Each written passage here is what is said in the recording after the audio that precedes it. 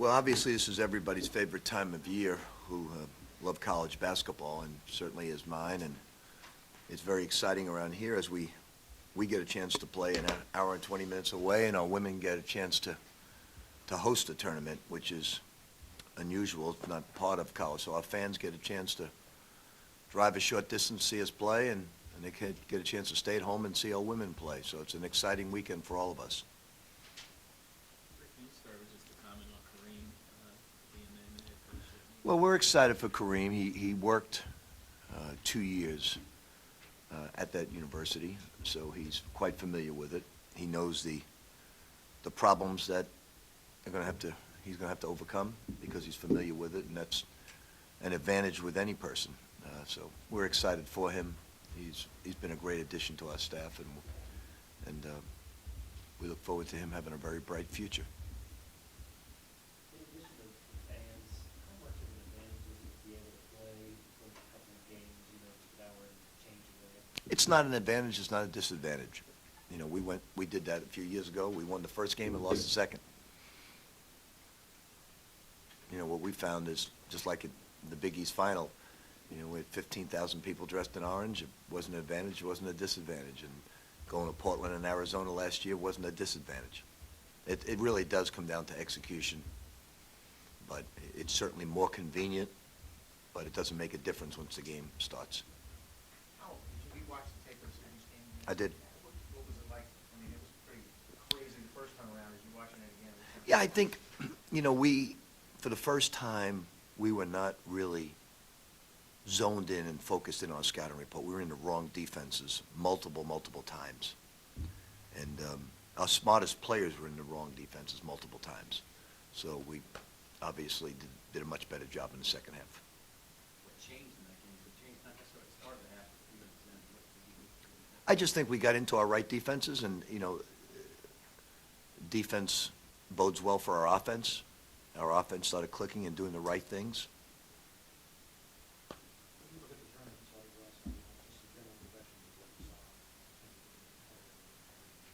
what do you think? I really didn't look at it except our bracket. I don't even know who's in the other brackets.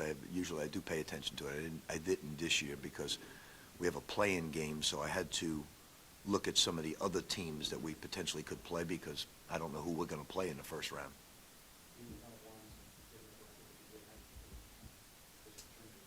Like I said beforehand, we're very pleased to be the one-of-ones. That means we had a great regular season. But that being said, I said, what makes the difference if you're the number one of number ones, number 2 seed, number 3 seed? It really doesn't make a difference in today's world. Yep. How much do you think the players learned from being number one earlier this year, and that all be applied to the situation? No, I think our guys realize, I think they're humble enough to realize that they can get beat on any given night. I think they feel they're good enough to go far. But I think there's teams that stand in our path that are outstanding, that are very capable of beating us. So we have to execute at both ends. I don't think we think of being 1, 2, 3, or 4. We just think of executing, and we totally understand that if we don't focus mentally like we did the first half of Syracuse, we could lose a championship. Like we focused in the second half and got the job done. How locked in has this team been, though, since that Notre Dame game? I mean, has it been something where it just kind of, you challenged them, but they just kind of get it right there that, we can't let the teams like this go along, and then they've just been kind of been a team since then? I think they focused, with the exception of the first half of Syracuse, that was untypical of our team. They especially of some of our veteran ball players who were in the wrong defenses, which didn't make sense at all.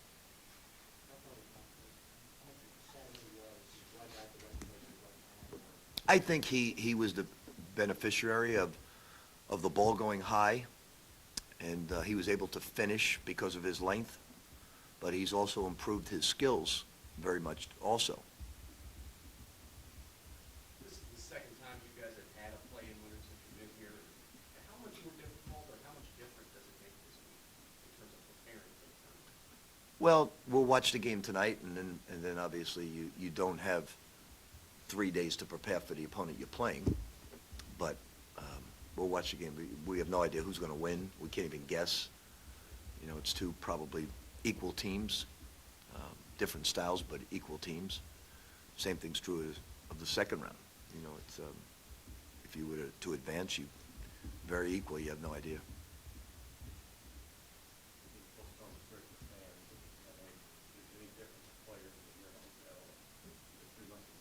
We're probably not going to go. We're probably going to commute back and forth. Probably won't even go to a hotel. We're going to fly, though.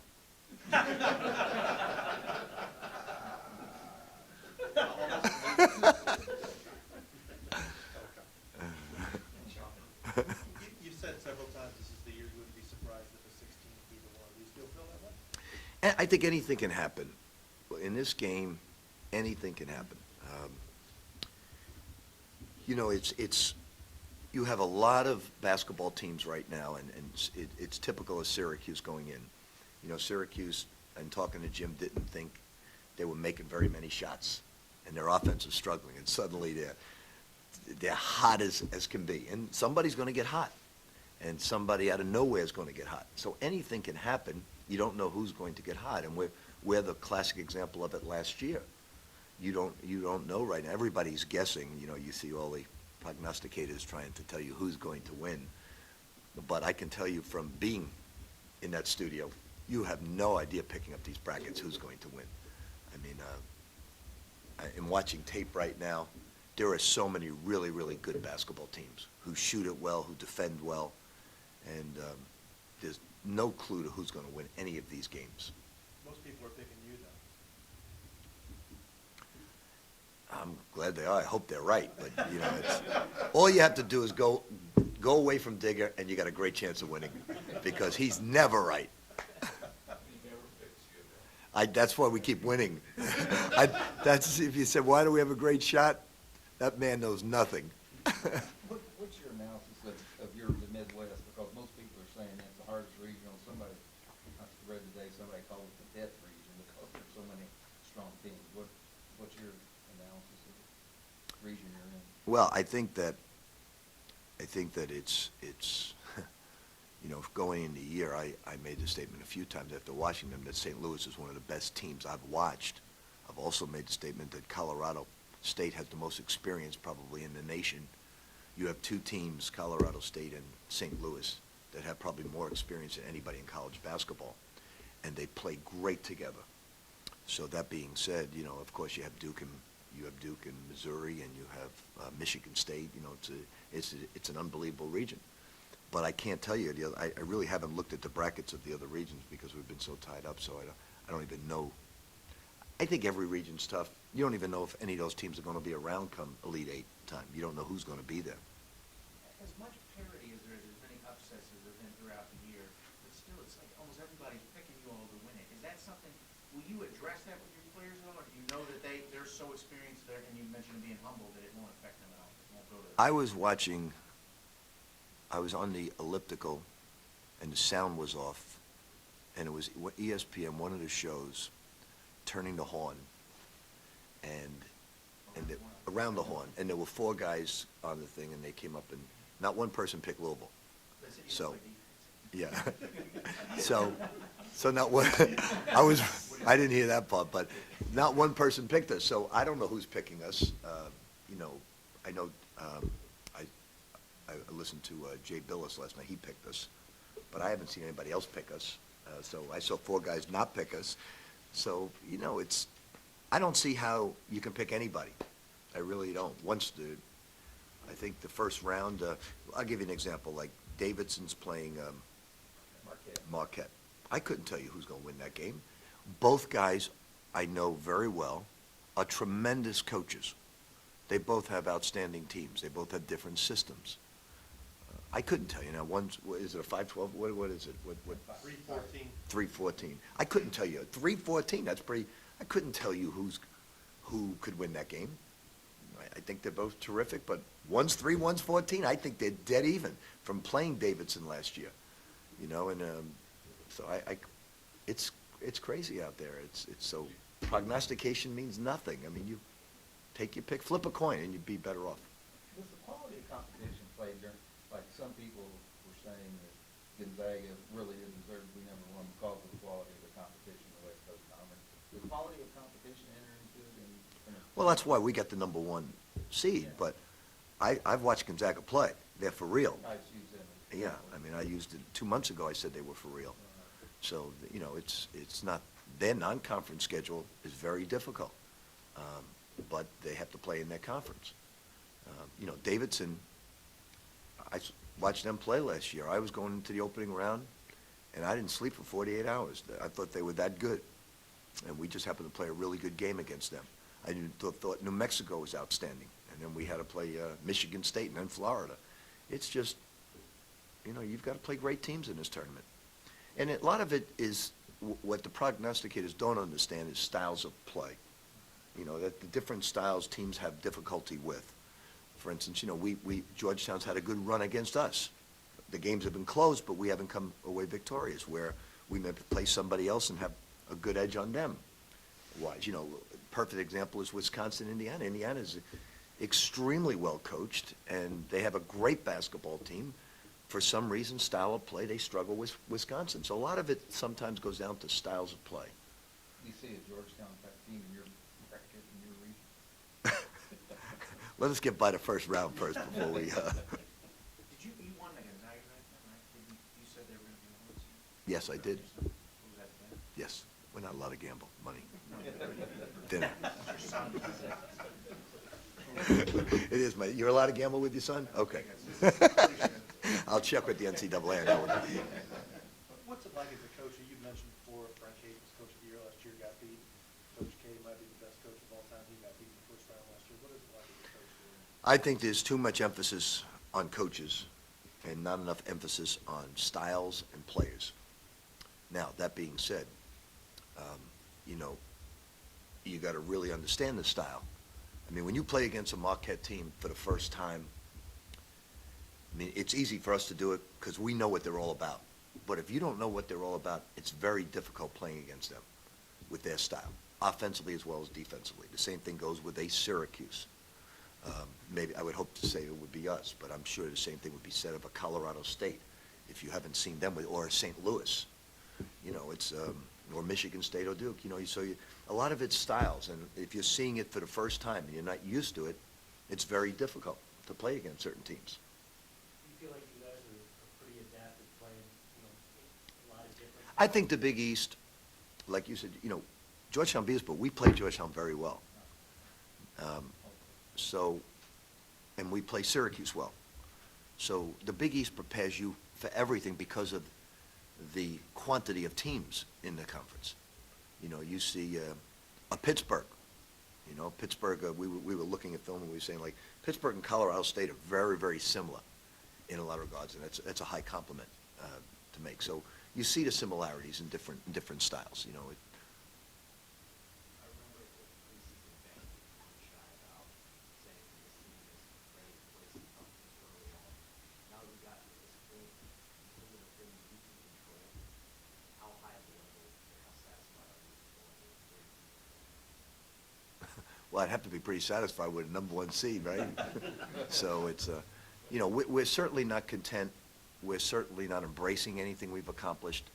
We set up goals, and when we lost 3 in a row, we set goals.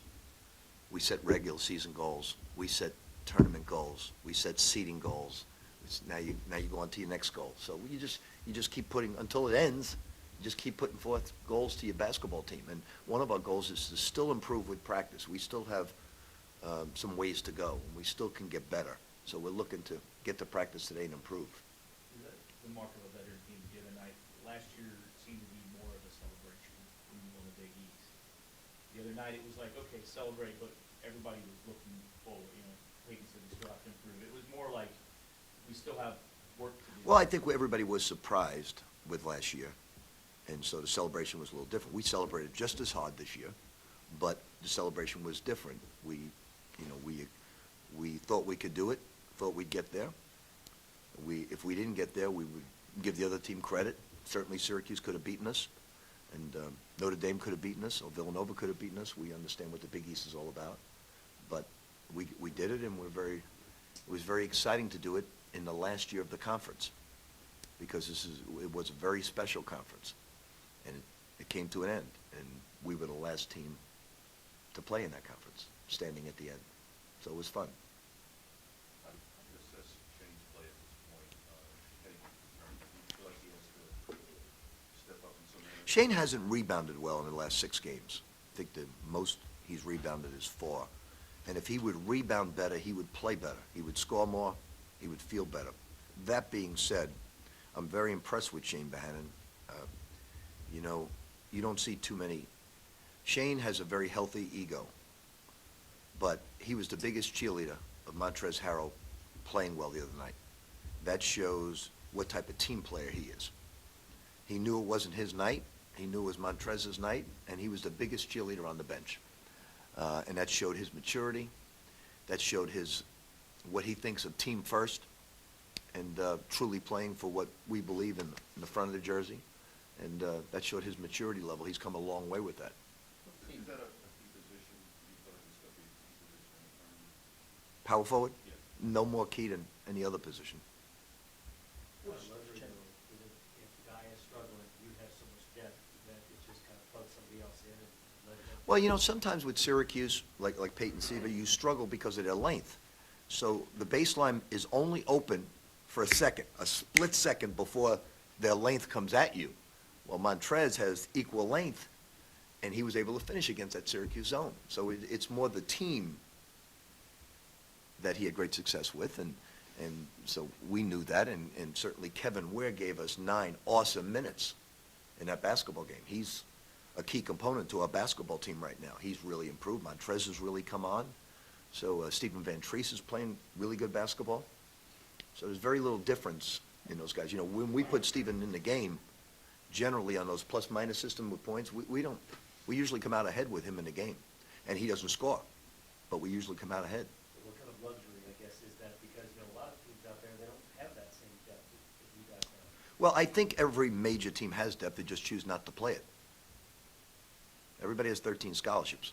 Now, there are certain teams at a lower level that don't have that depth, but at our level, in the Big East and the ACC and the Big Ten, everybody has 13, but they choose not to use the depth. It's just what you believe in. You know, some teams believe in using it, some people don't. How much was conditioning a factor for you guys when you always find yourself in a situation in that game? Will that matter in the tournament with longer timeouts? Well, you just painted the picture for both sides by asking that question that way. You said, you know, okay, the longer timeouts, depth is not, but, you know, depth comes in a lot of different ways. It comes in with foul trouble.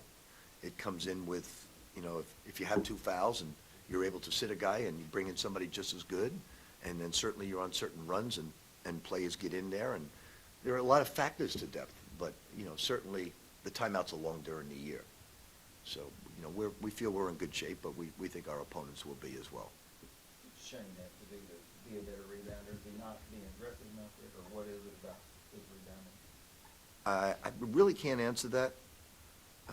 You know, he was rebounding some pretty good numbers, and he's gone 20 minutes without rebounds sometimes, and I'm not sure how to answer it. He gives great effort, tries awfully hard. Maybe it's just you got to give credit to the opposition saying that let's keep Bohannon off the boards. He's a very good rebounder. You talked about some of the things you remembered about Madison Square Garden when you went there, particularly in terms of the smells and stuff like that. What about Rupp? When you walk in Rupp, especially when maybe you're getting cheered this time, you know, when you go up games, what kind of things do you remember? What comes to your forefront of your mind when you walk into Rupp Arena? I have, you know, Bill Kitely comes to mind every time I go in there. Kaywood Lefford comes to mind. They were 2 of my better friends there. You know, I have nothing but fond memories about Rupp. And then certainly, you know, I'm sure Kentucky really enjoyed playing in Louisville last year because, you know, you don't have to go through a lot of travel arrangements. You don't have to go through a lot of the things that normal travel you have to go through. And when you can get on a bus and travel an hour and 20 minutes, it's a big convenience. And certainly it's great for your fans. It's great for everybody who roots for you during the year. So, you know, I've got nothing but fond memories. You talk about depth, and some people have to play the players, but you have to trust them to play. How much with these guys' development is that they now trust each other when they come in?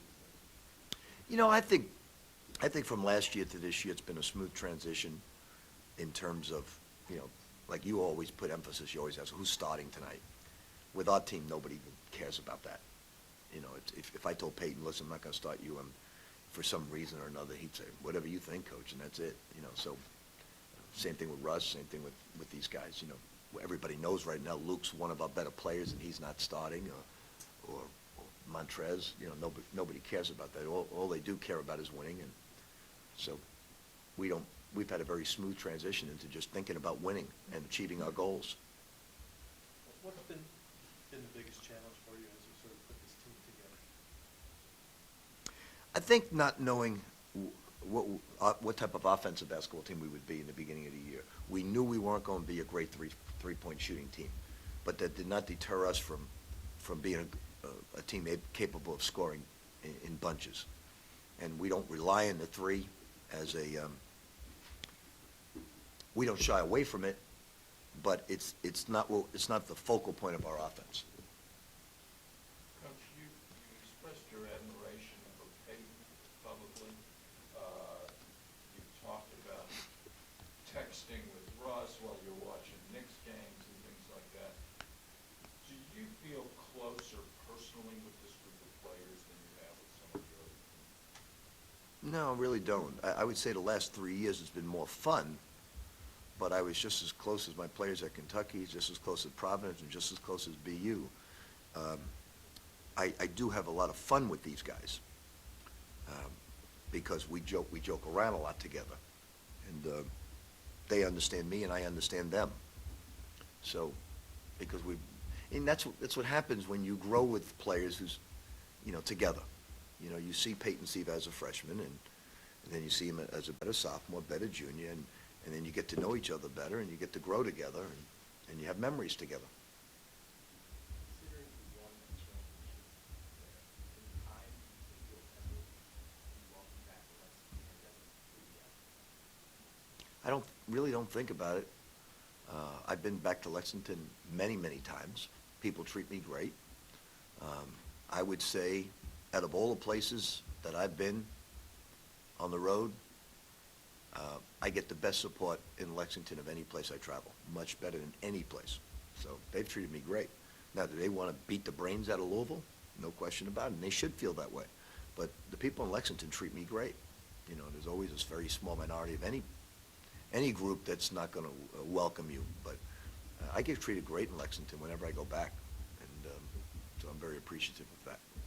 We've talked a lot this year about the story with Jim Tony that Luke doesn't play defense. The other night, he hit 3 straight trips where he made a defensive play. What is he improved on, or what is he doing? I just think he understands that that I don't get really upset over offense, but I get really upset over defense.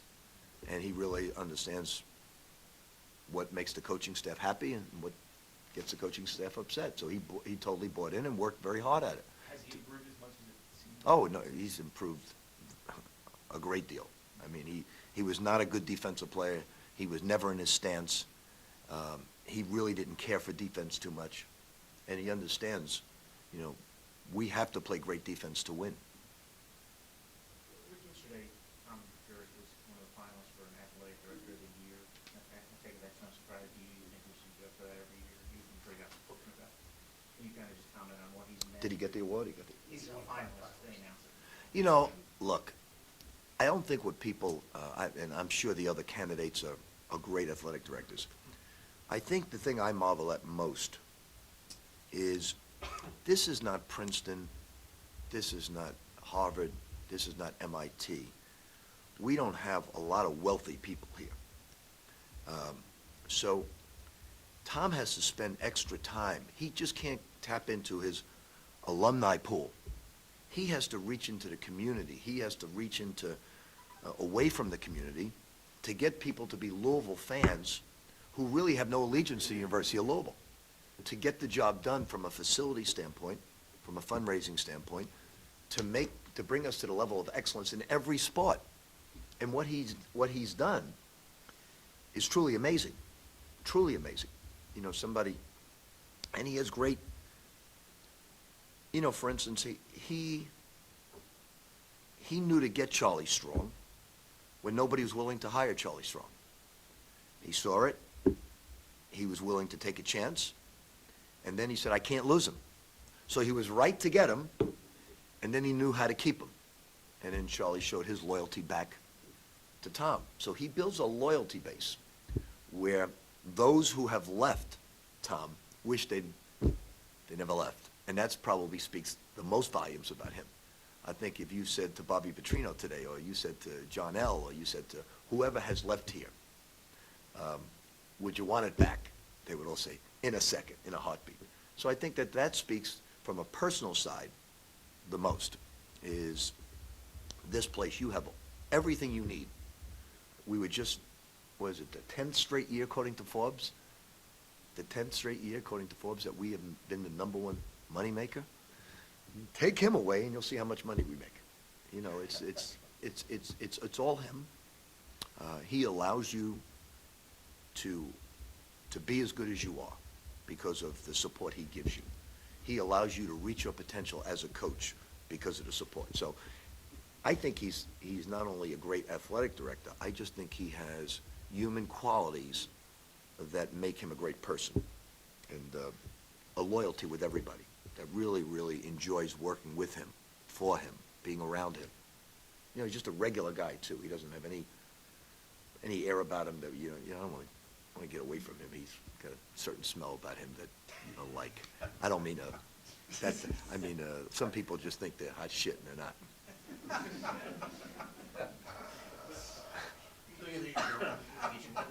I think he should landslide.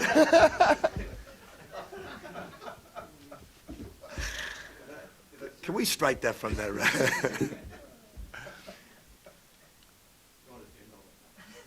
if that game had gone on a few more minutes before, you might have a triple double. Syracuse talking about? Yeah, Syracuse. Maybe it's against the Knowles. Is that what you would like from him? Gorky's got to pick it up, though. Gorky's got to pick it up. He's got to pick up his play. I mean, he's got to pick up his play, or he's coming back for another year. You know, he's got to pick it up. He's got to dominate 40 minutes. He doesn't got to, you know, he should stop waiting for us to be in jeopardy. You know, do it right away. And I say that affectionately because he's a very good basketball player. Here's what I was impressed with. If you look at the numbers of that game, you know, Peyton Siva was surprised that he won the MVP. I think you could see that on his face. Is this the total of the tournament? The total of the Big East. If you look at Peyton Siva in the tournament, he shot 38%, 37.9, 33 from the three, 6 below his from the foul line, 2.3 rebounds a game, 18 to 8 assist turnovers is good. He dominated the tournament at the defensive end and ran his team to success. Now I would have thought that Russ Smith was going to be a runaway MVP because he shot 50% from the field, 50% from the three, 85% from the line, and averaged typical 11 assists, 11 turnovers. He's always equal, you know. But his steals were down. But you just look at it; those people who voted, who votes for that? The media. They were brilliant. Because you know the reason we won the thing. It was Peyton Siva dominated the game at the defensive end. You very rarely see a point guard just in every crucial situation rotate for a steal, make the big play, and then he ran the team. If you look at the statistics, you know, you always give it to the quarterback who wins the MVP, you know, the Super Bowl. But this was brilliantly done because the obvious choice would have been Russ Smith. But if you look at the reason why we won a Big East championship, without question, it was Peyton Siva. He dominated the game at the defensive end and ran the team. So I thought the media were brilliant in making that choice. I thought it was, you know, I was very surprised that he won it, but I thought it was brilliant. There was no, if you asked me my vote, I would have given it to him 100%. But Russ Smith had an awesome tournament. He really did. And, that was very high statistics for Russ in terms of 50%. With that, we'll let Coach get out of here. We've got Peyton, who we just talked about,